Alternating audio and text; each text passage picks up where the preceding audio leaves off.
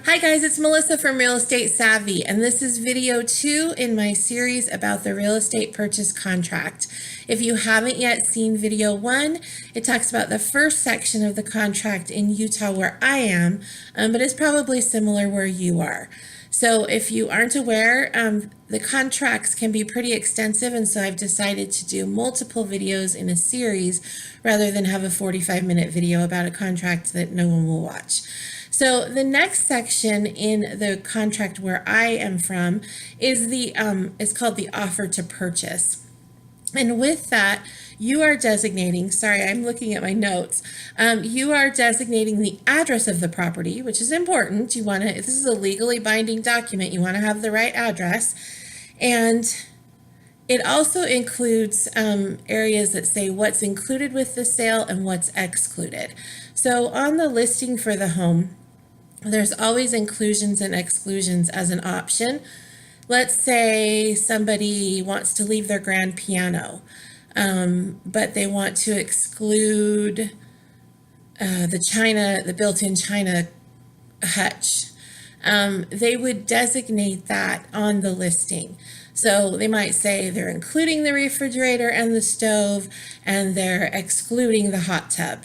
And so you can go in and say, or your agent goes in and says, okay, according to the listing, this is what they say they're including. This is what they say they're excluding. You can also add things in the including that you want. And that gets a little tricky because you get into, is it part of the home versus is it separate property?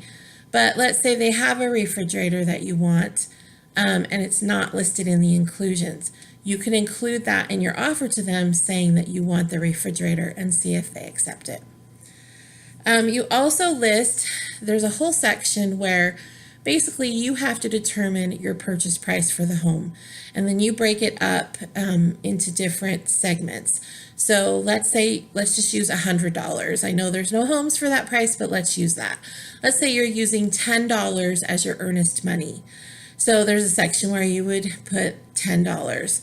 Then there's a section where you put, you're going to finance $50 from the bank to get through the transaction. That's going to be your loan. So you've got $50 through the bank and $10 as earnest money. So you're at $60, and the home costs $100,000.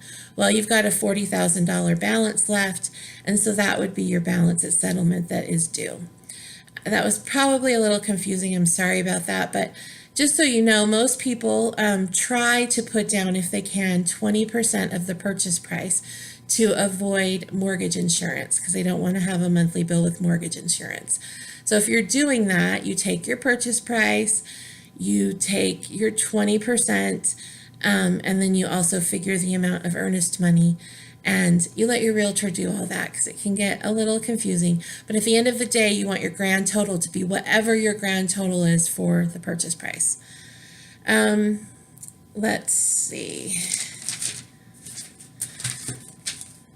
Okay, and the last part of that is you're telling them, okay, I want to purchase your property. This is who I am. This is how I'm going to purchase it. This is how much I'm going to borrow. This is how much I have in cash to put down. And then you're also deciding about settlement, which is what some people refer to as closing, but it's when you go and actually sign the papers. And so you're letting them know when you want to take possession of the home. So you might want to take possession of the home that day. You might want to take possession of the home within 2 days. In some states, you can't take possession until the home records. So there's a closing date when you sign the documents, and then everything has to go to the proper recording offices for it to be officially recorded as your home. And once that happens, then you can take possession of it in most states. So remember, we're designating our price, who we are, how much money we're putting down, and when we want to take possession of the home. So stay tuned for the rest of the series. There will be lots more videos. And remember, always stay savvy in your real estate.